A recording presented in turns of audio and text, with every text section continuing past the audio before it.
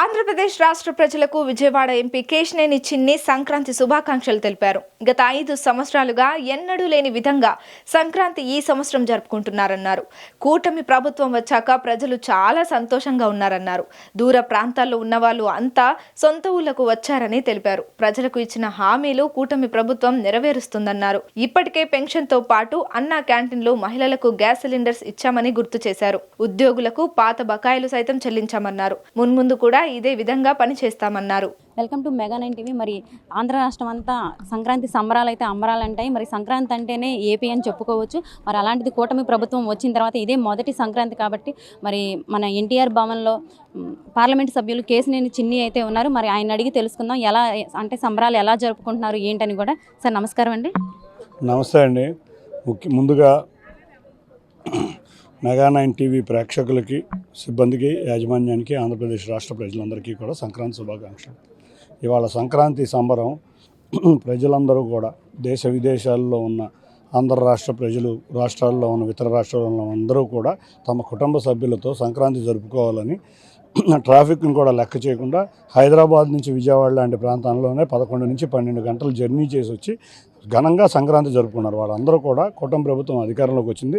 గౌరవ ముఖ్యమంత్రి నారా చంద్రబాబు నాయుడు గారు ఎన్నో కార్యక్రమాలు చేస్తున్నారు. గ్రామాల్లో కానీ పట్టణాల్లో కానీ మనం చూస్తే ఈసారి సంక్రాంతికి వచ్చేపాటికి రోడ్లు క్లియర్గా అన్ని రోడ్లు వేయాలని చెప్పి చాలా రోడ్లు మేము ఎన్నో 5 సంవత్సరాల నుంచి గోతులు నిండిపోయి బస్సులు ఎక్కడా కూడా ప్రయాణించని రోడ్లను కూడా బాగు చేసి సంక్రాంతికి అన్ని రాష్ట్రాల నుంచి వచ్చే ఆంధ్రప్రదేశ్ ప్రజలకి ముందుగా స్వాగతం పలికాం.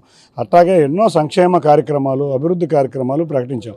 అందులో ఎన్ని కూటమి ప్రభుత్వం నుంచి వచ్చిన కాంచి పెన్షన్లు, అన్నా క్యాంటీన్లు, గ్యాస్ సిలిండర్లు, రేపు రాబోయే కాలంలో రైతు భరోసా, అమ్మక వందనం, ఇటువంటి ఎన్నో కార్యక్రమాలు మేము ప్రజల ముందు ఉంచబోతున్నాం.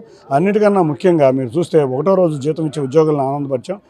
3 రోజుల క్రితం ఎన్నో సంవత్సరాల నుంచి బకాయి పడిన మొత్తం బకాయిలన్నీ ప్రభుత్వ ఉద్యోగులు అన్నీ క్లియర్ చేసాం. నిన్న కాడ మీరు చంద్రబాబు నాయుడు గారి ఈబీసీలకు కానీ యువతకు కానీ ఎన్నో రకాల పథకాలు ప్రకటించారు. ఎవరైనా 8 లక్షల లోన్ తీసుకుంటే 50% రాయితీ వచ్చే విధంగా ఈబీసీలకు ప్రకటించారు. ఇదే కాకుండా యువతకి కానీ స్వయం ఉపాధి పథకాల కింద ఎస్సీలకు కానీ ఎస్టీలకు కానీ అన్ని లోన్లు ప్రకటించారు. వీటిలన్నిటికీ ఇచ్చిన గౌరవ ముఖ్యమంత్రి నారా చంద్రబాబు నాయుడు గారికి మా తెలుగు రాష్ట్ర ప్రజల తరపున ధన్యవాదాలు తెలుపుకున్నాం. ఇక సంక్రాంతి వచ్చిందంటే కుల మతాలకు అతీతంగా పండుగ జరుపుకునే సాంప్రదాయం మన ఆంధ్రప్రదేశ్ రాష్ట్రంలో నెలకొంది. గత ప్రభుత్వం కులాలని, మతాలని రెచ్చగొట్టితే ఇవాళ తెలుగుదేశం ప్రభుత్వం, కూటమి ప్రభుత్వం అధికారంలోకి వచ్చిన వెంటనే అన్ని కులాలని, మతాలని సమన్వయం చేసి చూస్తే మీరు ఇవాళ అక్కడ చూస్తే క్రైస్తవ సోదరులు ఉన్నారు, అంతేకాకుండా ముస్లిం సోదరులు ఉన్నారు. వాళ్ళందరూ కూడా పండుగ జరుపుకున్నారు. అదేవిధంగా కూడా మన సెమీ క్రిస్మస్లో అందరం కూడా పండుగ జరుపుకున్నాం. అదేవిధంగా రేపు రాబోయే రంజాన్లో కూడా అందరం కుల మతాలకు అతీతంగా పండుగ జరుపుకోవాలి. ఇటువంటి మతి సామరస్యం ఉండి అభివృద్ధి వైపు రాష్ట్రాన్ని తీసుకువెళ్ళి మన పిల్లలకి మంచి భవిష్యత్తు ఈ కూటమి ప్రభుత్వం ఇస్తుందని ప్రజలందరూ విశ్వసిస్తున్నారు. కాబట్టి ఇంత ఘనంగా పండుగ జరుపుకున్నారు. సార్ మరి సంక్రాంతి అంటేనే కొత్త పంటలు అంటే చెరుకు అన్నీ అంటే ధాన్యం కానీ కొత్తగా వస్తాయండి. మరి రైతులకి ఎలాంటి అంటే ఇంకా రైతులకి ఎలాంటి మంచి అంటే సరైన ధాన్యానికి గిట్టుబాటు ధరలు లేవు అని చెప్పేసి ఎలాంటి తీసుకుంటున్నారు చర్యలు? ఇవాళ సంక్రాంతి అంటేనే రైతు పండుగ. కొత్త పంటలు వచ్చినాయి, చేతికి వచ్చి వాళ్ళ పండుగ జరుపుకునే ఆ శుభదినం. మేము ఎన్డీఏ ప్రభుత్వంలో రైతు ప్రభుత్వం మాది. ఎందుకంటే మీరు చూశారు మొన్న కూడా బియ్యం కొనుగోలులో అంతకుముందు 4 నెలలకు కూడా డబ్బులు ఇచ్చేవాళ్ళు కాదు. ఇప్పుడు 24 గంటల్లో రైతులు ధాన్యం తరలించిన వెంటనే వాళ్ళ అకౌంట్లో డబ్బులు వస్తున్నాయి. అది చాలా అందరూ కూడా రైతులు చాలా హర్షం వ్యక్తం చేస్తున్నారు. రేపు సెంట్రల్ బడ్జెట్ ప్రవేశపెట్టగానే దాంట్లో ఇచ్చే రైతు చూసుకుని 20,000 ప్రతి రైతు కుటుంబానికి వెళ్ళే విధంగా చేయబోతున్నాం. వ్యవసాయం ఏ విధంగా చేయాలో అన్నింటినీ చేయబోతున్నాం. అన్ని సాగునీటి కమిటీలు వేసాం, ఇటువంటి ఎన్నో వేసాం. మనం చూస్తే గిట్టుబాటు ధరకి వచ్చే విధంగా ఎన్నో కార్యక్రమాలు చేపడుతున్నాం. మార్కెట్ యార్డ్ని స్ట్రెంథన్ చేయబోతున్నాం.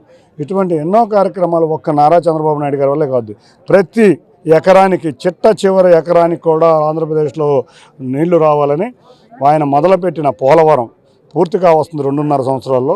అంతేకాకుండా కొత్త ప్రాజెక్ట్, అది అవ్వకముందే కొత్త ప్రాజెక్ట్ మొదలు పెట్టబోతున్నారు.